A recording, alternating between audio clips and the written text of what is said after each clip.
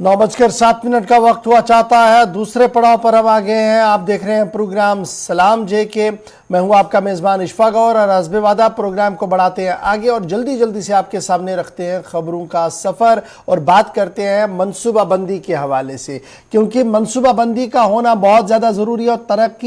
और तरक्की को यकीनी बनाने के लिए प्लानिंग और पॉलिसी इम्प्लीमेंटेशन होना बहुत ज़्यादा ज़रूरी है। और यही वजह है कि हर मुल्क हर साल एक सालाना बजट ले आता है जहाँ में रियासतों की तरक्की के लिए रास्ते खोले जाते हैं, अवाम की बहबूद के लिए स्कीमों को मुतारुफ किया जा रहा है। और इस साल भी यह सिलसिला जम्मू मुल्क के अंदर शुरू किया गया है और बाज़ाब्ता तौर पर मरकजी वजीर खजाना निर्मला सीतारमन ने मीटिंग्स का सिलसिला तेज किया है। जहां गुज़श्ता दिनों चंद शराकतदारों से मुलाकात हुई थी, वहीं पर कल मुख्तलिफ रियासतों के वज़राए खजाना के साथ मुलाकात की है वजीर खजाना ने और उनसे उनकी बात और रियासत की बात को सुनने की कोशिश की है। ताहम जम्मू कश्मीर के अंदर वजीर खजाना कोई भी नहीं है, इसलिए इस अहम तरीन इजलास के अंदर लेफ्टिनेंट गवर्नर सिन्हा साहब बजाती ही मौजूद थे। और कल की मीटिंग के अंदर लेफ्टिनेंट गवर्नर ने जम्मू कश्मीर के अंदर मालियाती साल 2023-24 के हवाले से अपनी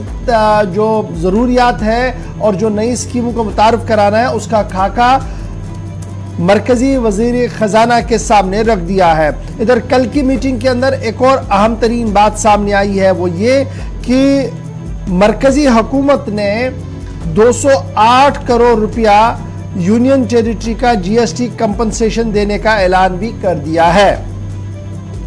मरकजी वज़ीर खजाना निर्मला सीतारमन ने प्री बजट डिस्कशंस को जारी रखते हुए कल मुख्तलिफ रियासतों के वज़राए खजाना और यूनियन टेरिटरीज के ज़िम्मेदारों के साथ मुलाकात की, जिस दौरान बजट के खदुखाल पर गुफ्तगू की गई है। जम्मू कश्मीर के गवर्नर मनोज सिन्हा साहब ने जम्मू कश्मीर के हवाले से अपनी बात रखी है और उम्मीद लगाई जा रही है कि माजी के मुकाबले में साल 2023-24 का जो बजट होगा वो और भी साइज में बड़ा हो सकता है। याद रखिएगा, साल 2022-23 का जो एनुअल बजट हमारा था, जो करंट फाइनेंशियल ईयर 22-23 है, ये जो हमारा बजट था इसकी एलोकेशन थी 1,12,950 करोड़, 1,12,950 करोड़ और उसके बाद कुछ और फंड्स भी आए थे। और इस तरीके से ये जो साल 2023-24 का बजट एलोकेशन जम्मू कश्मीर का होगा ये मजीद बढ़ सकता है। इस तरीके की एक्सपेक्टेशंस कल की मीटिंग के बाद जो है वो लगाई गई है। मरकजी हुकूमत की तरफ से ये साफ कर दिया गया है कि रियासत और मरकज के बीच तालमेल से ही काम को आगे बढ़ाया जा सकता है और जिस तरीके से तरक्याती मंसूबों को हाथ में लिया जा रहा है उन्हें पाए तकमील तक पहुंचाना रियासत और मरकजी हुकूमत की जिम्मेदारी है। तो याद रखिएगा कि ये जो प्री बजट मीटिंग का सिलसिला है ये फरवरी के वस्त में बजट को पेश होना है। इस तरीके की उम्मीदें जो है लगाई जा रही है, क्योंकि अक्सर हमने देखा है कि 31 मार्च से पहले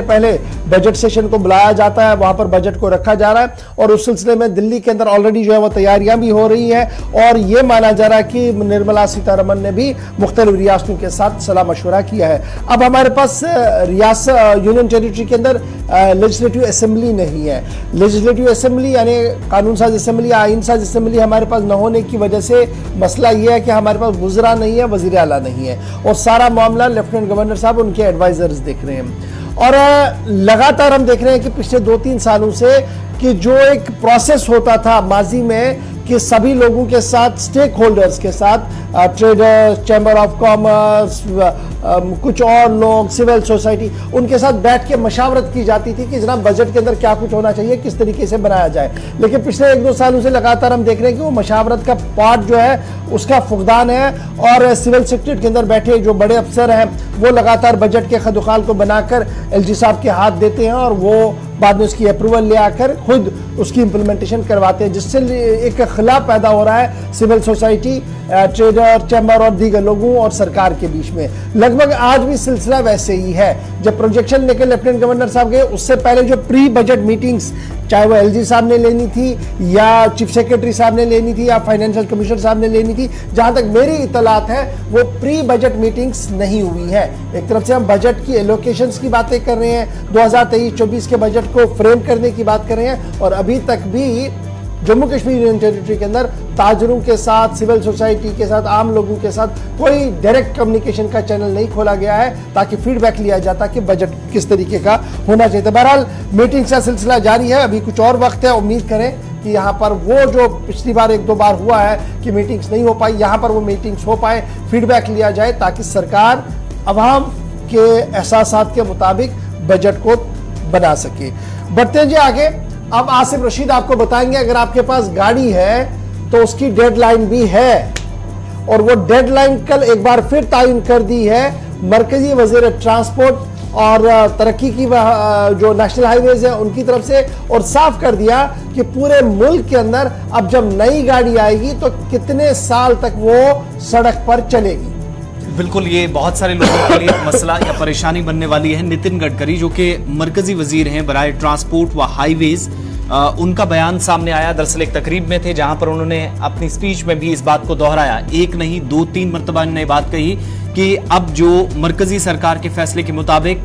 15 साल ट्रैफिक के निजाम को बेहतर करने के लिए 15 साल जो पुरानी गाड़ियां हैं उनको खत्म कर दिया जाएगा, चलाने की इजाजत नहीं होगी। अब ये किसी एक हिस्से, किसी एक इलाके, किसी एक डिस्ट्रिक्ट की बात नहीं है, पूरे मुल्क के अंदर वैलिड डॉक्यूमेंट्स, प्रॉपर चेकिंग, सारी चीजें जब ठीक हो जाएंगी, माकूल बंदोबस्त होंगे, जिन जिन मकामात पर जो जो इकदाम उठाने की जरूरत है, तब ये सारी चीजें क्लियर हो जाएंगी वजाहत के साथ कि कौन सी गाड़ियां हैं जो 15 साल पुरानी है, 15 साल पुराना परमिट है, उस बेस पे भी चीजें क्लियर हो जाएंगी, और कौन सी गाड़ियां हैं जो 15 साल के अंदर या 15 साल इस बार मुकम्मल करने वाली हैं। अब जब इस बयान की गहराई में हम जाते हैं तो उन्होंने कहा कि हिंदुस्तानी जो हुकूमत है यानी मरकजी सरकार है उसने इस बार पूरा मन बनाया है, फैसला लेना है, बल्कि अब फैसला तकरीबन ले ही लिया गया है कि 15 साल पुरानी गाड़ी जो है वो पूरे मुल्क के अंदर खत्म कर दी जाएगी। और इस सिलसिले में बाकायदा एक पॉलिसी तैयार की है मरकजी सरकार ने, वो रियासतों को, तमाम यूटीज को और जो रियासतें हैं उन्हें भेज दी गई है।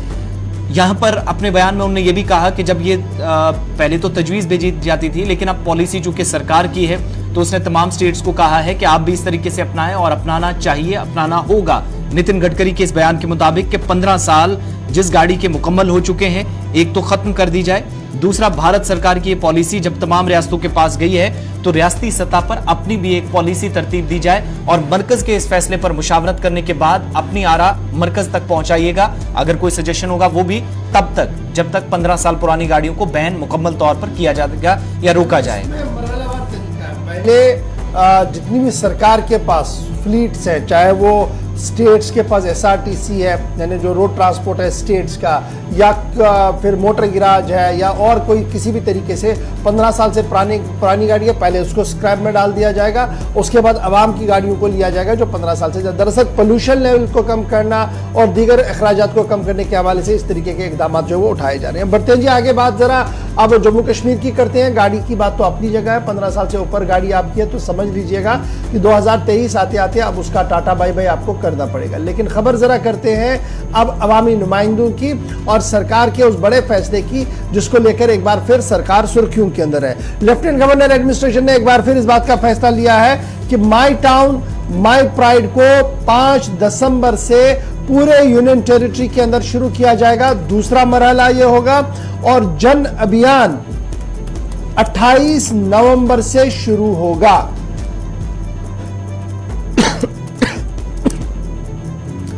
5 दिसंबर से माई टाउन माई प्राइड को शुरू करने की बात कही गई है और जन अभियान को 28 नवंबर से शुरू करने की बात कही गई है। 2 प्रोग्राम को बैक वक्त लिया जाएगा। 28 नवंबर से जन अभियान होगा, 5 दिसंबर से माई टाउन माई प्राइड होगा और डिपार्टमेंट वाइज जो आइडेंटिफिकेशन है किस डिपार्टमेंट ने कहां पर काम करना है, तकरीबन इसको देखने के लिए 100 अफसरों की तैनाती भी कर दी गई है जो इंस्पेक्ट करेंगे जी, जो देखेंगे, जिनकी निगरानी में जन अभियान भी चलेगा और माई टाउन माई प्राइड भी चलेगा। अर्बन डेवलपमेंट डिपार्टमेंट का इंडेक्स तैयार किया जा रहा है जिसको अवाम के सामने रखा भी जाएगा। जम्मू कश्मीर इंतजामिया जिसकी सरबराही लेफ्टिनेंट गवर्नर मनोज सिन्हा साहब कर रहे हैं, उन्होंने इस बात की हरी झंडी दे दी है कि second phase my town my pride का दिसंबर 5 को शुरू होगा और इसके सिलसिले में तमाम तर इंतजामात को हतमी शक्ल दी जाए और इस जन अभियान के अंदर जो फोकस होगा जी वो होगा सेल्फ एम्प्लॉयमेंट को लेकर, स्किल डेवलपमेंट को लेकर, गुड गवर्नेंस को लेकर, नशा मुक्त जम्मू कश्मीर को लेकर, रोजगार को लेकर और जम्मू कश्मीर की आवाम किस तरीके से और आगे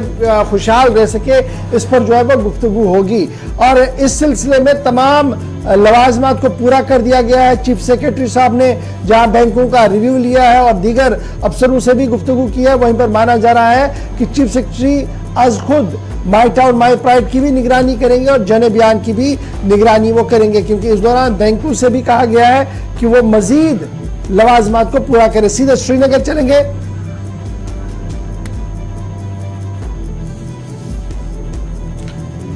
कुल मिलाकर आप देखेंगे तो 2 से 3 तरह के अलग अलग प्रोग्राम है। एक माई टाउन माई प्राइड नाम से प्रोग्राम जिसका आगाज होने जा रहा है, साथ ही साथ जन अभियान यानी अवामी मुहिम शराकतदारी को यकीनी बनाने के लिए भी सरकार अव्वलीन तरजीहात में इस तरह के प्रोग्राम हाथ में लेती है। और तीसरी बड़ी बात है, इस बार जो नशा मुक्त अभियान है चूंकि इसी मुहिम का एक हिस्सा रहता है, उस पर भी फोकस होगा। साथ साथ रोजगार युक्त जम्मू कश्मीर यानी जम्मू कश्मीर के अंदर नौजवानों को रोजगार मिले, उन्हें कैसे रोजगार के साथ एंगेज किया जा सकता है, उन यूनिट्स के साथ सरकार की तरफ से स्कीमें जो मुख्तलिफ चलाई जाती हैं उनके तहत काम करने वाले जो मुख्तलिफ ग्रुप्स हैं उनके साथ, ताकि मुशावरत करने के साथ साथ अपने मुस्तकबिल को मजीद बेहतर बना सकें। इसके अलावा ये भी कि मुख्तलिफ जो म्यूनसिपल काउंसिल्स हैं, कमेटियां हैं, बॉडीज हैं, housing and urban development department को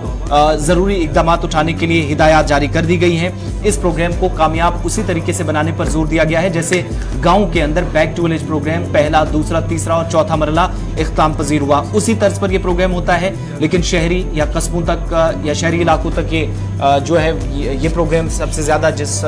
पर फोकस होता है, इस बार भी मुख्तलिफ किस्म की जो मुहिम है इसी प्रोग्राम का हिस्सा जो है, जिसके लिए शेड्यूल तरतीब दे दिया गया है। चलिए जनाब, माई टाउन माई प्राइड के बाद जरा बात आपको यूनियन टेरिटरी लद्दाख की बताएंगे, जहां पर सर्दी ने अच्छी खासी दस्तक तो दे दी है लेकिन सियासी पारा चढ़ा हुआ है, क्योंकि कल दूसरी मर्तबा लद्दाख से एक बड़ी खबर सामने आई कि कल हिल काउंसिल ने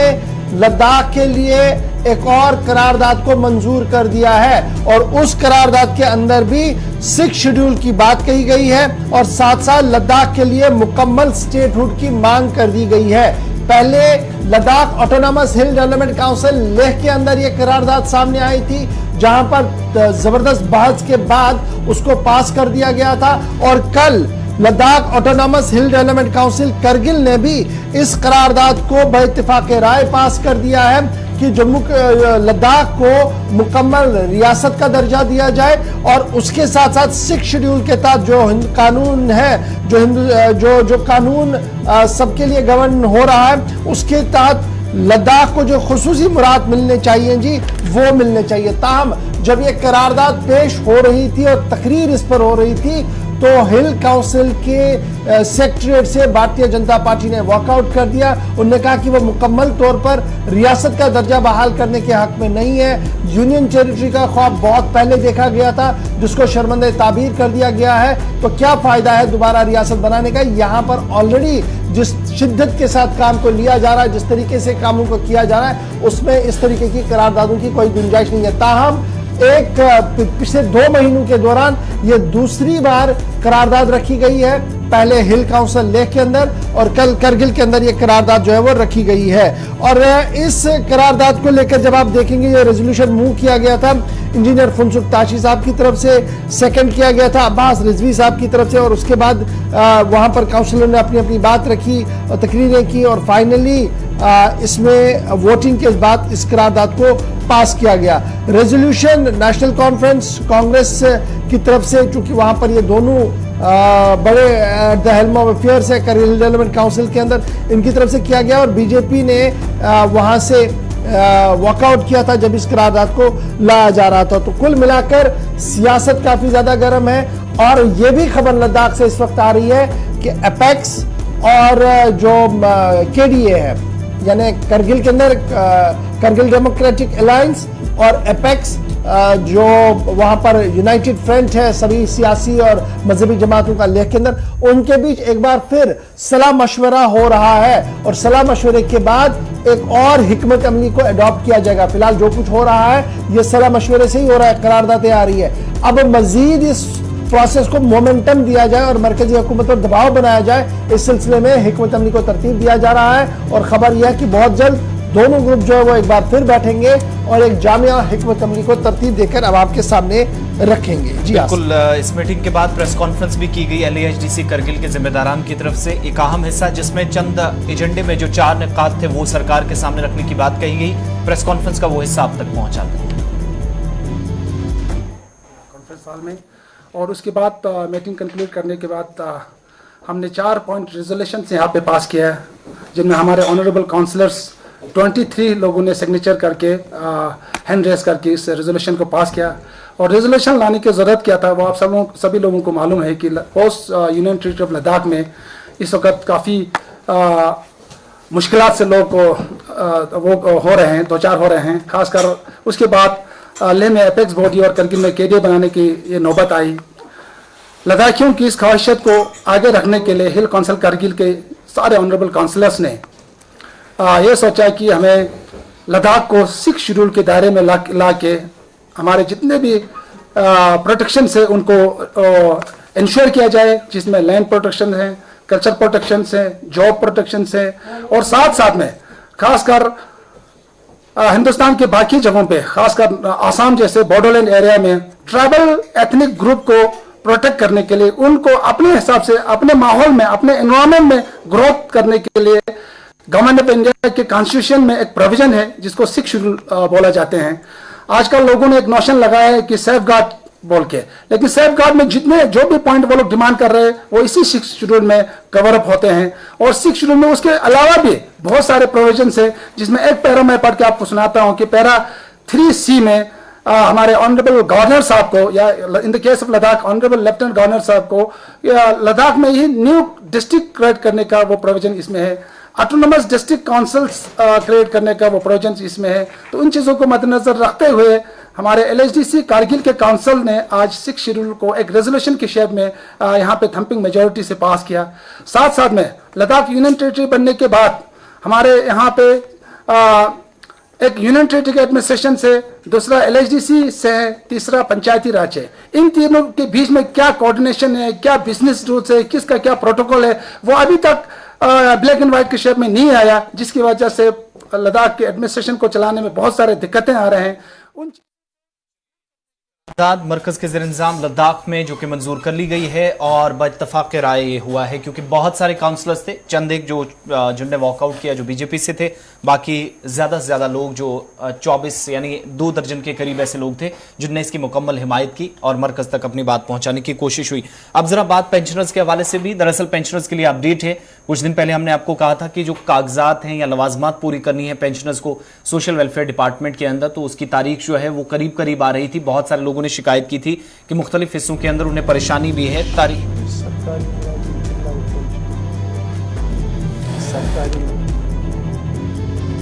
लाइफ सर्टिफिकेट जो देते हैं,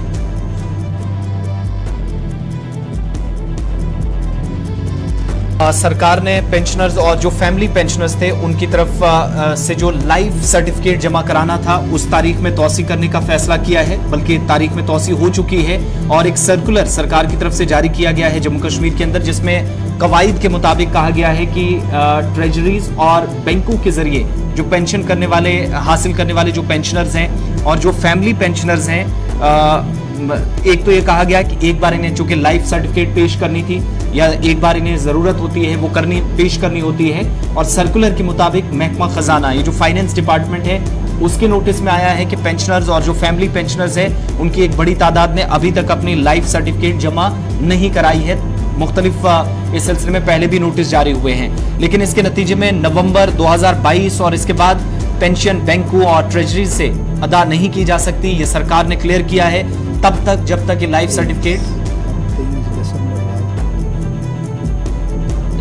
सर्टिफिकेट जमा न कराई जाए। और अब जाकर सरकार की तरफ से उस तारीख में तौसी कर दी गई है। लास्ट डेट जो है अब जो जिनने लाइफ सर्टिफिकेट अपनी नहीं दी है वो 23 दिसंबर यानी अगले महीने की 23 तारीख को दे सकते हैं। उससे पहले पहले ये लवाजमात जो पूरी करनी है उनमें लाइफ सर्टिफिकेट 23 दिसंबर से पहले पहले देनी होगी। सर्कुलर जो कि जिसमें कहा गया है कि पेंशनर और जो फैमिली पेंशनर्स हैं उनको मुश्किलात से बचने के लिए लाइफ सर्टिफिकेट आइंदा ये जो आपके पास 20 से 25 दिन है इसी के अंदर जमा करानी होगी। 23 दिसंबर 2022 ये लास्ट डेट होगी सर्टिफिकेट जमा कराने के लिए, ताकि आपके लिए मुश्किलात ना हो। और तमाम पेंशनर्स या जो फैमिली पेंशनर्स हैं उनको मशवरा दिया गया है कि ये जरूरी लवाजमात पूरी कर दी जाए। वक्ती तौर पर जरूरत महसूस की गई कि तारीख में तोसी हो तो फिलहाल उस तारीख को 23 दिसंबर तक बढ़ाया गया है। चलिए जनाब, बात जरा एक और अहम बात आपको करते हैं और बात करते हैं कैजुअल कॉन्ट्रैक्चुअल्स की, जिनको लेकर हंगामा तो हमेशा होता है, लेकिन एक कदम आगे बढ़ाया है जम्मू म्युनिसिपल कॉरपोरेशन ने।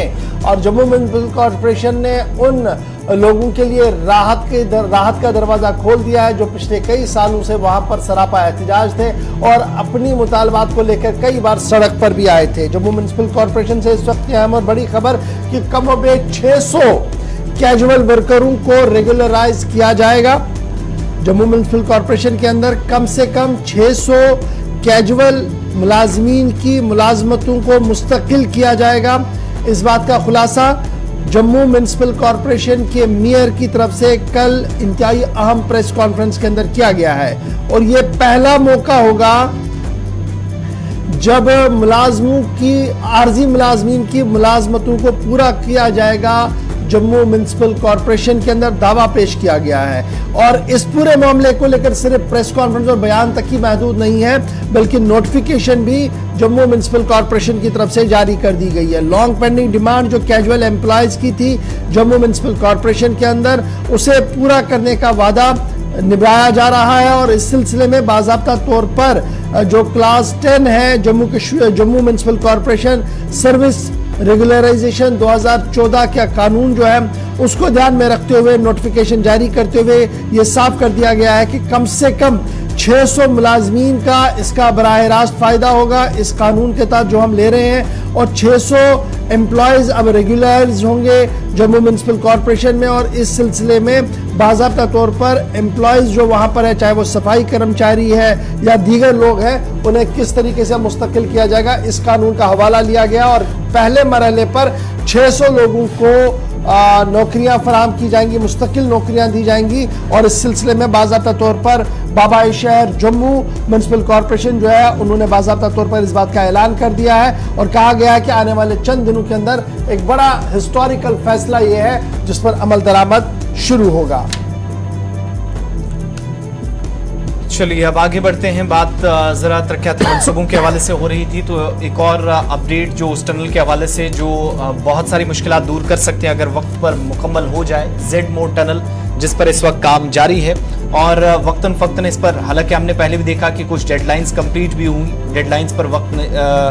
काम मुकम्मल नहीं हो सका, लेकिन अब इस टनल के हवाले से मजीद ये कहा जा रहा है कि आने वाले दिनों के अंदर जम्मू कश्मीर के लोग आसानी से लद्दाख जो जाते हैं या लद्दाख से, और दूसरा स्ट्रेटेजिक एतबार से जो जेड मोड टनल काफ़ी अहमियत का हामिल है। National highway authority of India की जो जनरल मैनेजर हैं विजयकांत पांडे, उनका बयान आया। वो कहते हैं कि अब सोनामर्ग को साल भर खुला रखने के लिए जो जेड मोड टनल की तामीर हो रही है वो दिसंबर 2023 में मुकम्मल होने की उम्मीद है। यानी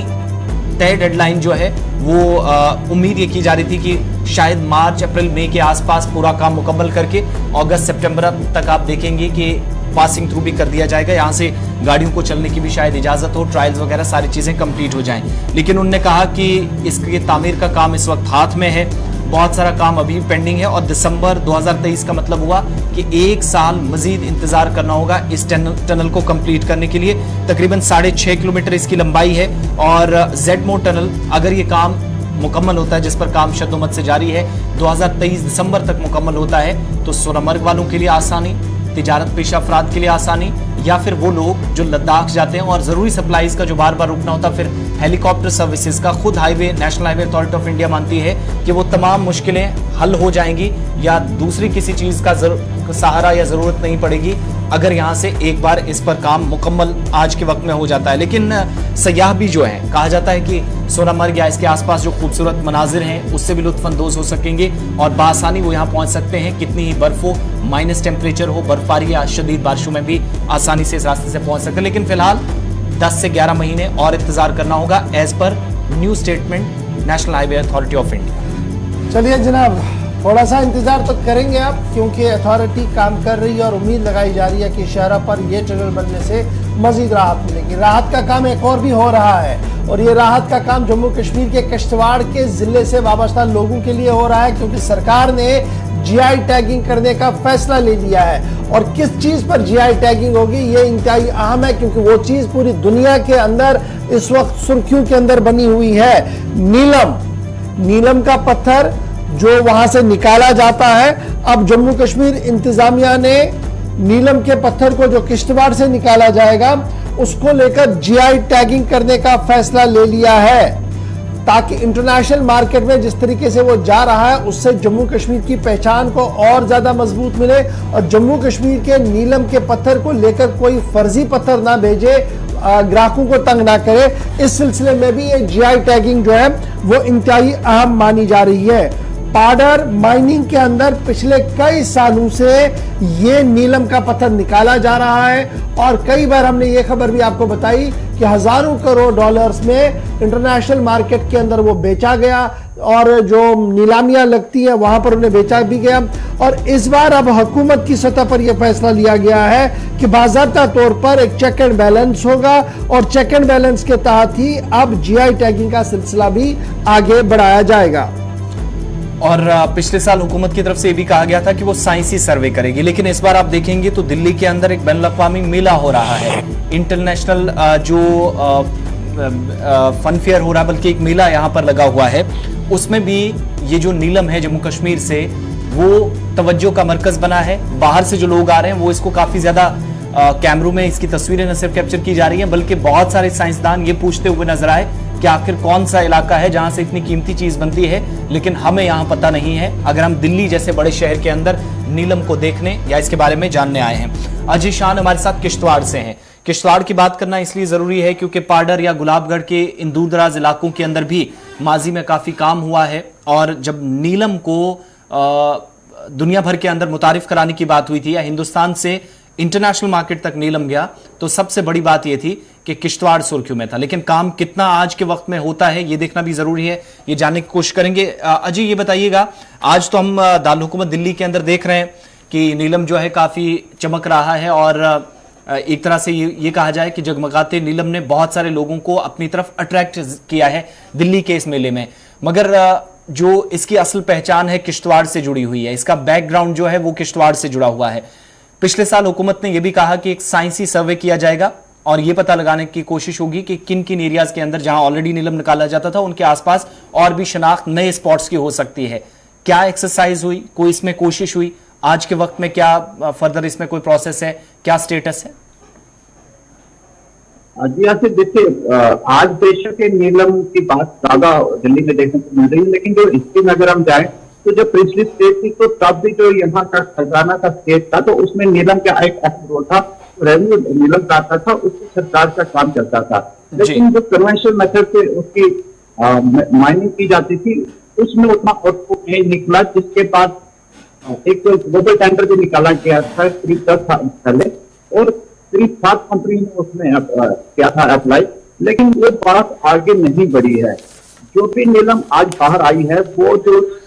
जेके मिनरल्स ने अपनी तरफ से माइनिंग करवाई थी वो आई है। उसके बाद कहीं से खबरें आती रही कि इलीगल माइनिंग वहां पर होती रही है, लेकिन जो ऑफिशियल माइनिंग या साइंटिफिक वे से जो वहां पर होना चाहिए था वैसा देखने को नहीं मिल रहा है। ये जो इलाका है करीब 15,000 फुट ऊंचाई पर वाक़ है,